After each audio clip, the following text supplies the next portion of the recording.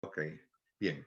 Entonces decíamos que las manifestaciones clínicas de los efectos nocivos pueden ser sistémicas. Sistémica quiere decir que compromete el organismo entero. O sea que no es solamente sistémicas o pueden ser o locales. Como decíamos ahorita, la dermatitis, que es inflamación de la piel, irritación de la piel, alopecia, catarata. ¿Qué es catarata? Vamos a ver. ¿Alguien me puede decir? No saben lo que es catarata. Bueno, no son las cataratas del Niágara, sino catarata, eso vamos a decir, es una opacidad que se produce en el cristalino, como una nube que se produce. Entonces, eso lo puede generar los rayos X. Tenemos la xerostomía también, que decíamos que era disminución de saliva, y osteoradionecrosis. Bien. Entonces, miren aquí lo que hablamos ahorita. Recuerdan que hablamos de los cambios a nivel celular. ¿Cuáles eran los cambios que producían los rayos X a nivel celular? Vamos a ver si alguien recuerda. A nivel celular, no tisular. Hipoxia, hipoxia. No, eso era a nivel de los tejidos. A nivel de las células, recuerden que era conversión del agua en agua oxigenada. Oxigenada, sí. Combinación, o sea, recuérdense que como había un electrón libre, se combinaba, entonces el H2O se convertía en H2O2, que es agua oxigenada. Y lo otro fue la mutación genética, que es lo que ustedes están viendo arriba en el cuadro a la izquierda, que son modificaciones en el ADN que va a tener repercusiones en la herencia. Después, las radiaciones también, náusea y vómito, eritema, o sea, dermatitis, la alopecia, cáncer. Ah, bueno, esto es importante que ustedes lo sepan. Toda esta preguntita yo se la estoy poniendo, todo eso puede ir para el examen. Vamos a ver si la próxima semana, aunque sea un examencito de prueba, damos, aunque sea de 5 preguntas, para ver cómo va funcionando la plataforma, si estamos entendiendo, a ver, porque este es un proceso que estamos todos empezando a gatear, no a caminar, a gatear como los bebés. Todos estamos gateando en esta nueva experiencia virtual. Bueno, mira, esto es importante, la escala de radiosensibilidad celular. Las células más radiosensibles son las embrionarias. Oscar Martínez, admitir, le doy que sí para que vean, miren. La escala de radiosensibilidad celular es importante. Fíjense, la primera son las embrionarias, luego siguen las genéticas. Ya ustedes saben, por eso se insiste mucho. Haderhai también le estoy dando a entrar. Fíjense, todo el que me sale aquí le doy a entrar. Ya hay menos problemas, ¿verdad? Ya casi todo el mundo está dentro. Yo dice que hay 19 participantes. ¿Verdad que sí?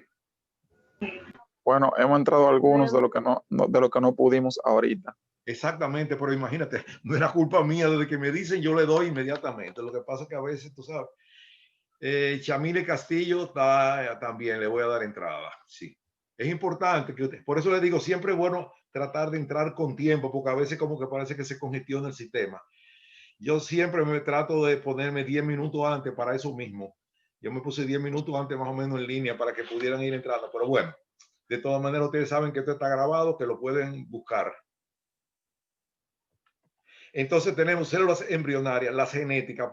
Por eso ustedes ven que siempre es importante recordar esto. Hay que tener más cuidado en las radiaciones con los niños y con las mujeres embarazadas, porque esas son las células más radiosensibles que hay. Después sangre y médula ósea. Puede producir anemia, puede decir leucemia. Las células epiteliales y endoteliales. Recuerden que vimos ahí que hay calvicie, alopecia, náusea, vómito, porque dermatitis, porque actúan sobre las células epiteliales y endoteliales, es decir, los revestimientos de las cavidades, por ejemplo, de la boca, del estómago. Todas esas son células que son más radiosensibles.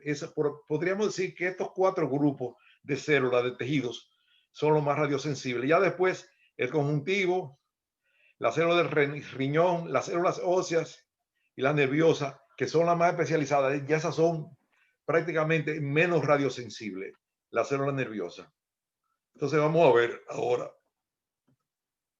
Y las células musculares también se me quedaban. Esas son bastante resistentes ya.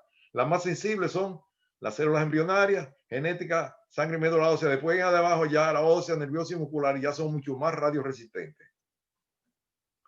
Miren aquí, como dice aquí, las células en reproducción son las más sensibles. ¿Cuáles son las células en reproducción?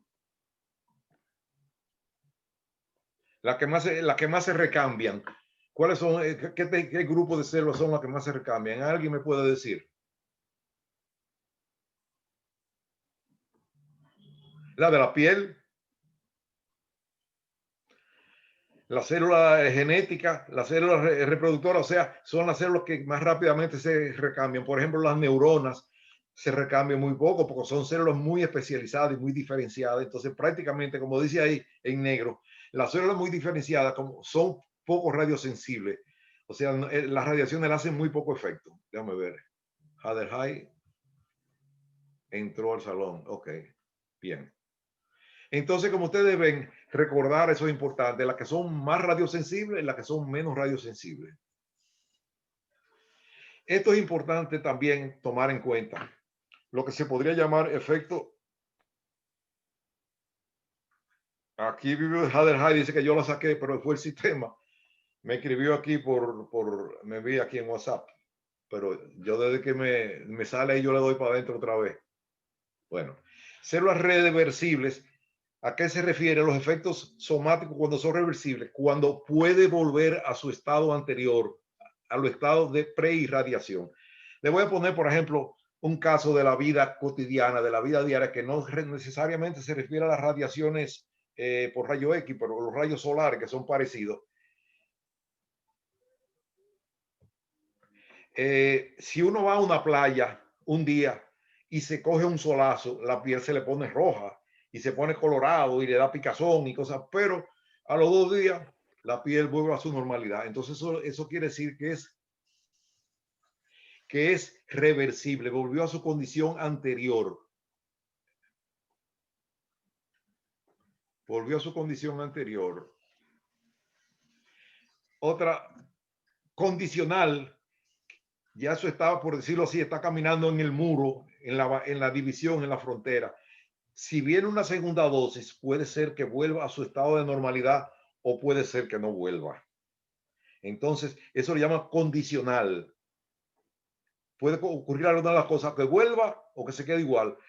Irreversible, cuando ya los cambios que produce a nivel del tejido ya son cambios permanentes. Eso no tiene vuelta atrás. Reversibles, cuando puede volver a su normalidad si la cantidad de radiaciones que recibió no es importante. Condicional, está en sí y en no, puede volver o no volver. Y es irreversible cuando ya los cambios que ocurren son permanentes, ya eso no tiene vuelta atrás.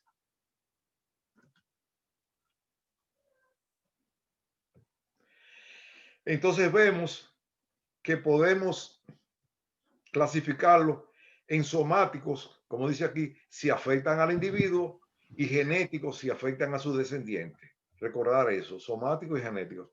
Miren aquí, volvemos a repetir lo mismo. Las células más sensibles a la radiación son las que se multiplican rápidamente, como las células embrionarias y células genéticas. Las células ya muy especializadas, como las células nerviosas, las células óseas y otro tipo de cosas, ya esas células son mucho más radioresistentes. Importante esto también.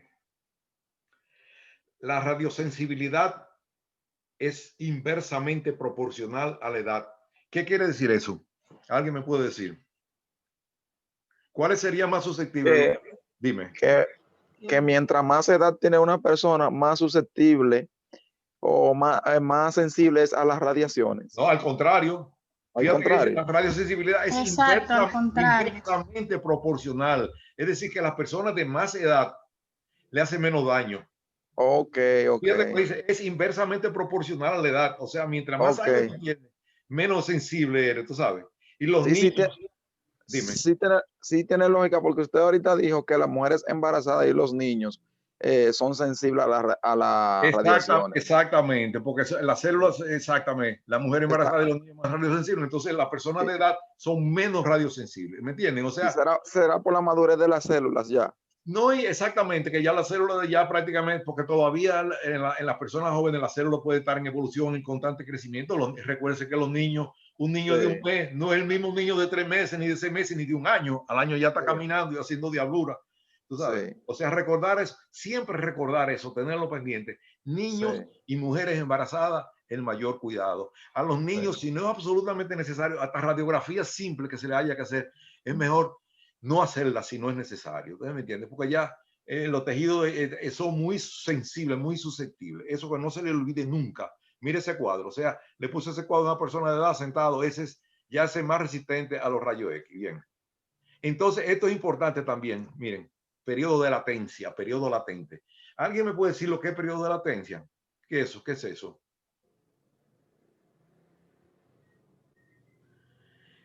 Mírenlo, ahí está descrito el tiempo transcurrido entre la exposición y la aparición de los efectos. Quiere decir, el tiempo que transcurre entre la exposición cuando le pusieron los rayos X y la aparición de los efectos que ocurran. Por ejemplo, tú dices periodo de latencia, en medicina en general se habla de periodo de latencia o periodo de incubación, por decirlo así. Yo no sé si ustedes han oído mencionar ese término, periodo de incubación. ¿A qué se refiere eso? Por ejemplo, tú entras en contacto con un germen patógeno y el tiempo que transcurre entre la entrada en contacto y la aparición de los síntomas, decía, periodo de latencia, periodo de incubación. Eso es lo que se llama, es más o menos lo mismo, periodo de latencia o periodo de incubación, el tiempo que transcurre en la exposición a la gente y la aparición de los síntomas. Tú te juntas con una gente que tiene gripe y entonces el tiempo que transcurre entre la juntadera con esa persona que tiene gripe y la aparición de la tos, de los mocos, de lo que fuera, de la rinitis, entonces eso es lo que se llama periodo de incubación o periodo de latencia. Para que ustedes tengan, eso es, son más o menos sinónimos. Periodo latente, míralo aquí. Entonces volvemos otra vez a las mismas manifestaciones generales. Producto de radiaciones, leucemia, anemia, esterilidad, aborto. Como dice ahí, fíjense, para la tranquilidad de muchos, no es que uno vaya a caer en esas cosas, pero dice entre 2.000 y 5.000 películas radiográficas para producir leucemia. Es decir, para que una gente le hagan 2.000 películas radiográficas, 5.000, no quiere decir que no haya que cuidarse, pero realmente la dosis está muy lejos, tú sabes. La dosis lo que podría crear problemas es estar muy lejos de la práctica habitual. Es muy difícil. Ya todo el mundo sabe que los rayos X hacen daño y todo el mundo toma precauciones y se ponen barreras, se ponen pantallas delantales de plomo y muchísimas otras medidas adicionales. Pero que ustedes sepan que ya veo que hay 23, no hay nadie afuera hasta ahora, ¿verdad que no? Ya todo el mundo pudo entrar. ¿Qué me dicen? ¿Entró todo el mundo? ¿Me contesta alguien? Al parecer ya está la gran mayoría. Sí, porque ya Todos yo los que estaban en espera, yo pienso que están dentro. exactamente, es lo que yo veo, ya no veo a nadie ahí como que me esté gritando. Bueno, seguimos entonces, perfecto. Volvemos otra vez a lo mismo. ¿Qué dice ahí arriba? Ese titular. Hipersensibilidad de los tejidos fetales. Exactamente, o sea, recordar que los bebecitos, los embarazos, eso son lo más. Miren ese otro detallito también. ¿Qué dice ahí? ¿Qué dice? Máxima durante los 3 primeros meses de desarrollo. Exactamente. ¿Qué quiere decir eso? O sea, que los 3 primeros meses del embarazo son los que tienen mayor riesgo. De ahí en adelante, claro, no es que no vaya a tener, pero en ese momento que está en el periodo de diferenciación de organogénesis, cuando se están multiplicando todas las células y los órganos se están empezando a formar. Entonces, ahí es que es el mayor riesgo, los 3 primeros meses del embarazo. Eso, para que lo tengan pendiente. No quiere decir que los otros no tengan riesgo, pero esos son los máximos. Volvemos otra vez. ¿Qué dice ahí? Especial cuidado con niñas y embarazadas, ¿verdad? Eso es importante. Ya esto de distribución de la dosis, bueno, esto son cosas ya más de menos importancia que hay que tomar en cuenta, lo que le llaman dosis facial, que es la que recibe la cara o la piel de entrada. La dosis gonadal, esta es importante. Dosis gonadal, ¿a qué se refiere eso? ¿Alguien me puede decir? ¿Qué quiere decir dosis gonadal? Piensen, ¿qué son las gónadas? Gónada, yo entiendo que es la célula reproductiva. Exactamente, sí. Muy bien. Dosis gonadal. Entonces, tener cuidado en esto, sobre todo en niños. Los niños varones, valga la redundancia, Ustedes saben que tienen la distancia de un niño es más corta, el cuerpo del niño más corto de la cabeza a lo que vendría siendo los órganos reproductores, los testículos. Es muy corta. En un adulto es mucho más grande de la cabeza a esa zona, es mucho más grande, en un niño es más corta. Entonces, ¿qué quiere decir eso? Que los niños, sobre todo los de género masculino, hay que tener más cuidado porque las gónadas están fuera de la cavidad abdominopélvica. Entonces, eso es importante. Los varones son todavía más susceptibles que las hembras porque los ovarios están por dentro de la cavidad abdominopélvica. Es decir, que van a recibir una dosis, pero mucho menor. Entonces, recordar eso, que los varones, los niños varones, valga la redundancia, son más susceptibles que las niñas. Mírenlo aquí, como dice, mayor en el sexo masculino, poco los testículos están más cerca de piel. Recordar eso siempre. Recuérdenlo siempre, los niños, más cuidado. ¿Qué dice ahí abajo en la última línea? Alguien que me lea. Estas dosis pueden aumentar peligrosamente en casos que los rayos lleguen directamente a las gónadas. Exactamente, como ustedes se fijan, entonces quedamos claros, los niños es más peligroso las radiaciones, sobre todo el sexo masculino, porque están más cerca de la piel y en el caso, como le digo, son más peligrosos si llegan directamente a las gónadas. Muy bien, seguimos. Mírenlo aquí. Le puse estas fotografías también para que vean. Muy peligroso eso, agarrar la mano, la placa con la mano, quedarse cerca del equipo, sujetar, mírenlo aquí, uno tomando la placa y los dos pegaditos. Eso es totalmente contraproducente. Hay que tratar de irse lo más lejos posible y que el paciente agarre la placa o se le pone un sujetaplaca o lo que fuera, un portaplaca, pero que nadie agarre su placa con la mano. Recuérdense la fotografía que le puse ahorita, un dedo que lo tuvieron que amputar. Dosis profesional. Eso se refiere a las radiaciones secundarias y por escape que le llegan al profesional. ¿Cuál es la radiación primaria que nosotros dijimos? ¿Cuál es? La mencionamos ahorita, dígame, a ver. ¿Dónde que sale? ¿Cuál es la más importante? La que es controlable y útil. ¿Cómo se llama esa? Recordar que la radiación primaria es la que sale de la cabeza del cono. Recuerden eso, la primaria sale de la cabeza del cono. La secundaria, cuando choca, y la por escape, la que se puede salir por defecto en el blindaje de la cabeza del equipo. Primaria, que es la útil, la que nosotros podemos dirigir y apuntamos a la zona que nos interesa. La secundaria, que es la que cuando choca, y la por escape, por filtraciones en el equipo. Bien. Entonces, por supuesto, esas unidades se medían, en principio, era una medición un poco empírica, dosis eritema. ¿Qué quiere decir eritema? ¿Alguien me dice? Es como una erupción en piel. Un enrojecimiento, eso es lo que quiere decir. Míralo ahí. Dosis eritema es la que provoca enrojecimiento de la piel. Puede variar de un individuo a otro. Ustedes saben que no es lo mismo una persona de raza muy blanca que recibe poco sol a nosotros los que vivimos en el Caribe, que estamos acostumbrados y ya los rayos solares tienen que ser muy fuertes para que nos quemen. Por una persona que venga de países fríos donde el sol casi no sale, entonces el comportamiento de la piel va a ser distinto. Ya nosotros tenemos más melatina, ya nosotros estamos forrados de melanina y ya los rayos nos van a hacer poco daño. ¿Ustedes me entienden? Yo espero que todo estén adentro, no veo a nadie, ¿verdad? Afuera. Hasta ahora no veo chismes de eso, deja ver. Aparentemente todos están adentro. Bueno, seguimos.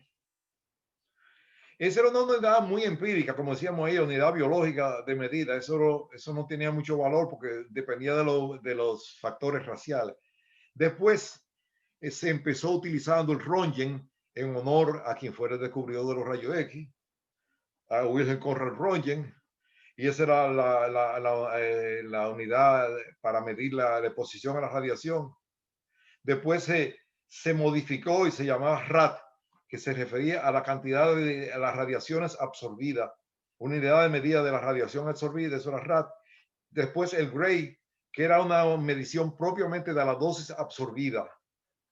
Y luego ya se habla de centigrade, pero bueno, ya nosotros no, tenemos que saber que las radiaciones se miden, pero tampoco entrar en tantísimos detalles.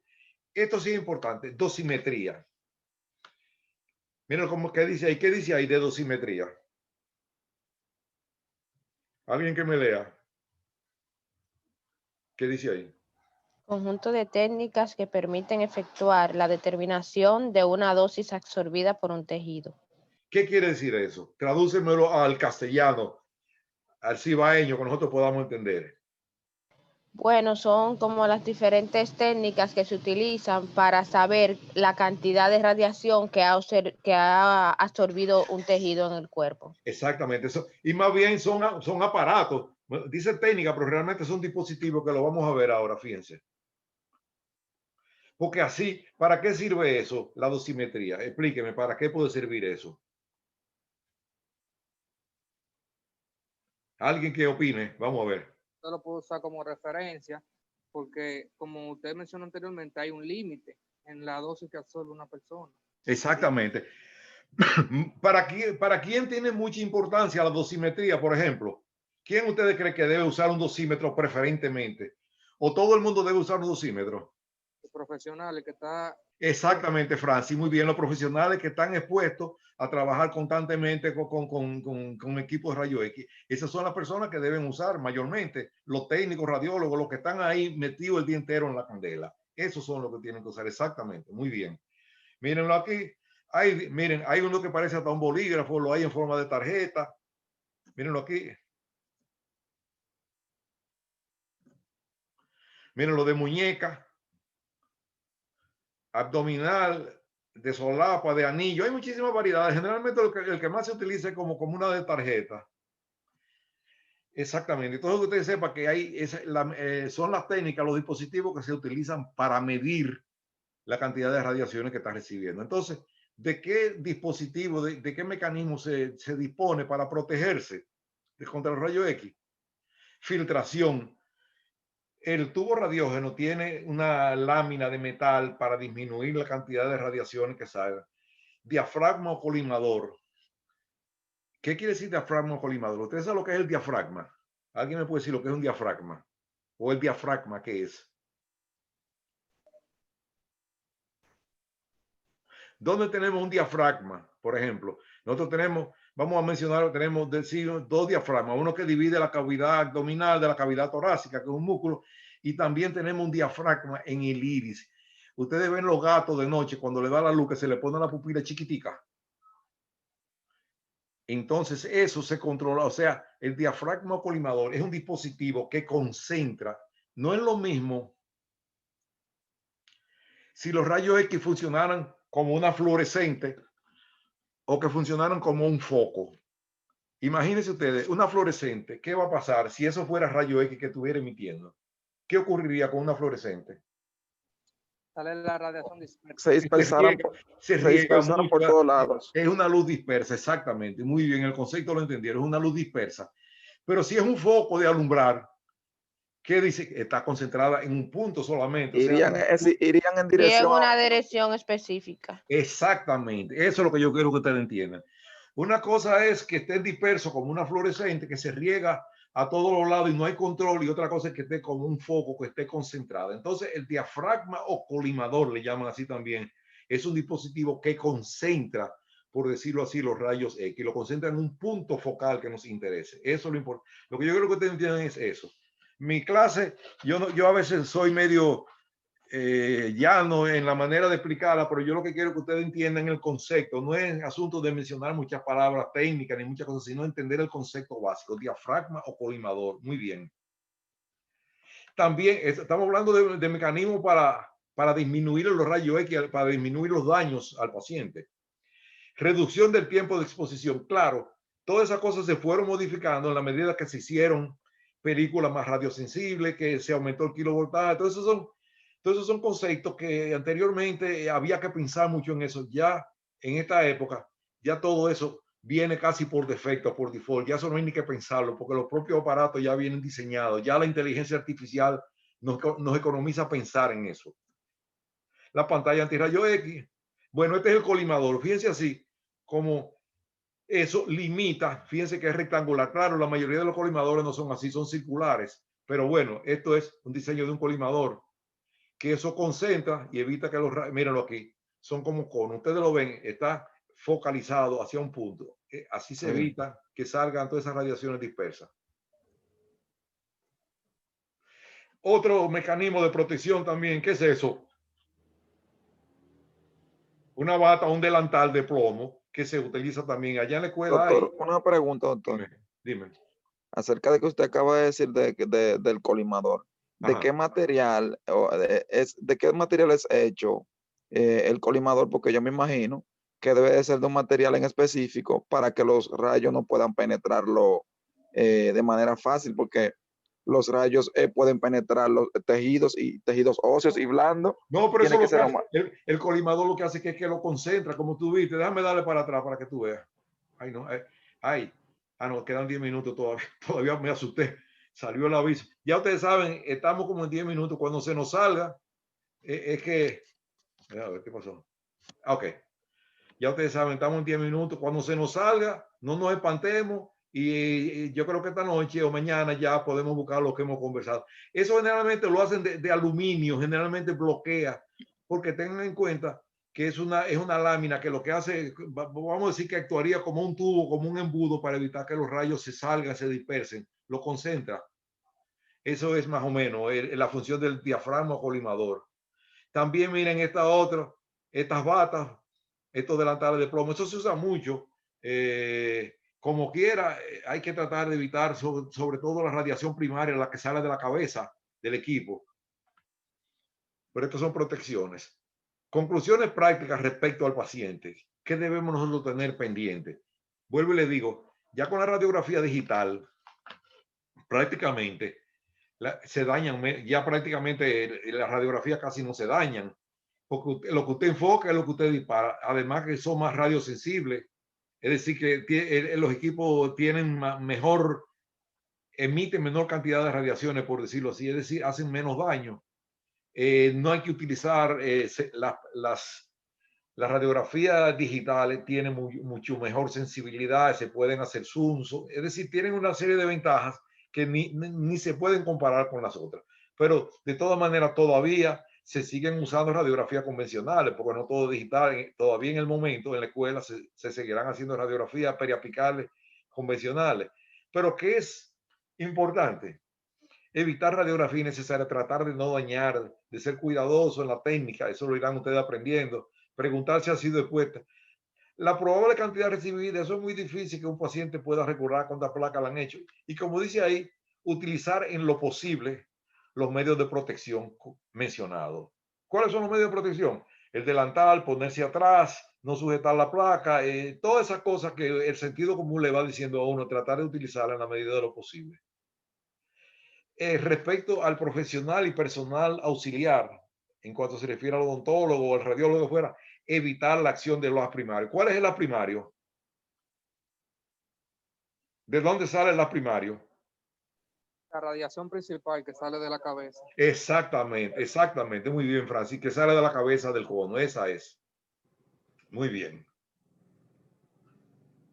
Tener presente la máxima dosis permisible. Bueno, eso hay que mencionarlo, pero si vimos ahorita el cálculo, más o menos de 2.000 a 5.000 radiografías es cuando comienzan a producir daños importantes. Pero de todas maneras, siempre hay que tener cuidado con las radiaciones. Hay que respetarlas. Esas son cosas que hay que tenerlas pendientes. Como dice ahí esa otra, ¿qué dice esa tercera?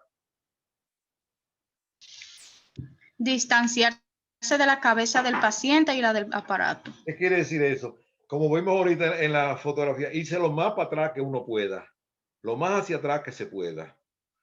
Es decir, no quedarse cerca, sino lo más largo que dé el cable.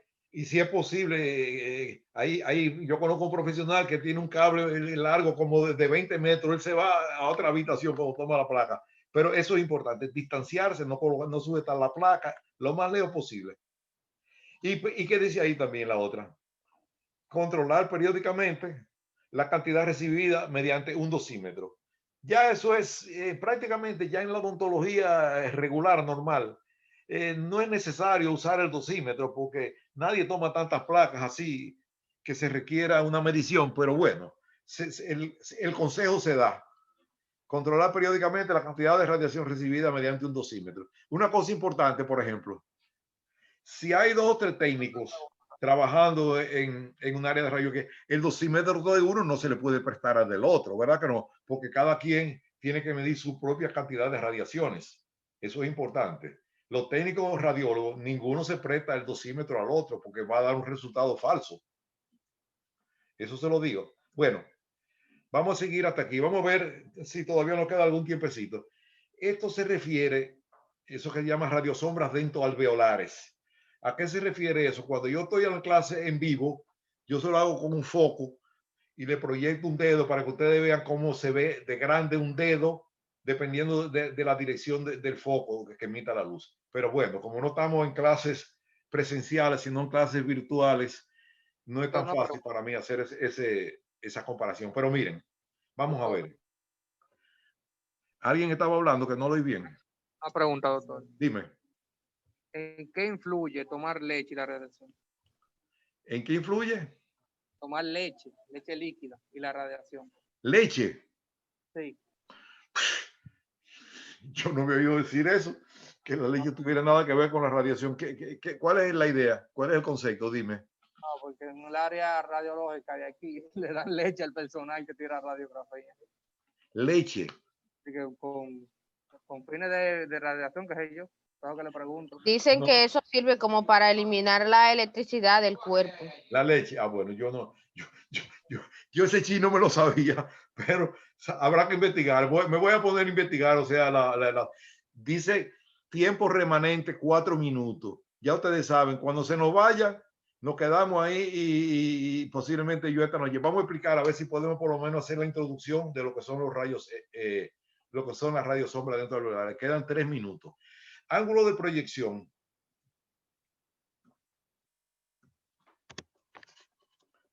Rayo central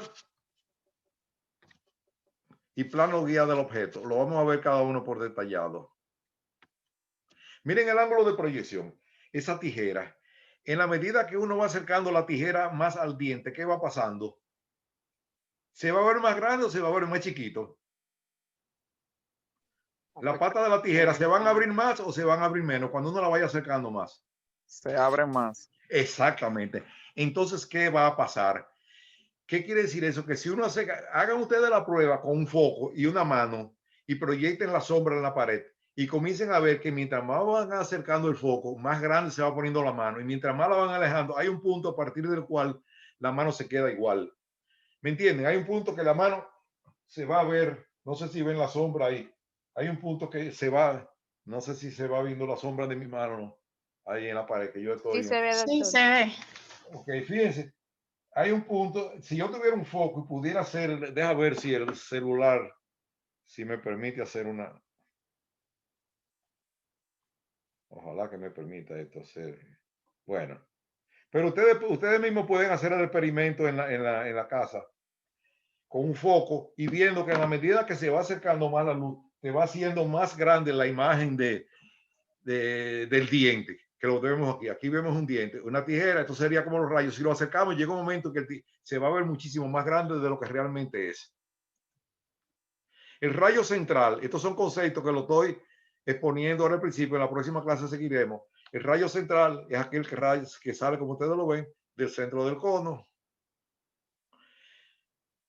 Debe venir perpendicular a la película, por eso se llama rayo normal. Y lo otro, estos son los principios radioópticos. Si ustedes quieren, lo podemos dejar hasta ahí. O vamos a seguir. Bueno, vamos a seguir hasta donde lo de que dice que queda 1 minuto. El tamaño del foco debe ser mínimo. ¿Qué quiere decir eso? Lo explicaremos en detalle. La distancia foco-objeto debe ser máxima. La distancia objeto-película debe ser mínima.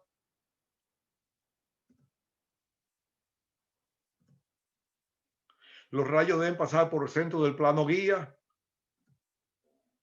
El plano guía del objeto y la película deben permanecer paralelos. Y la película debe permanecer lo más plana posible.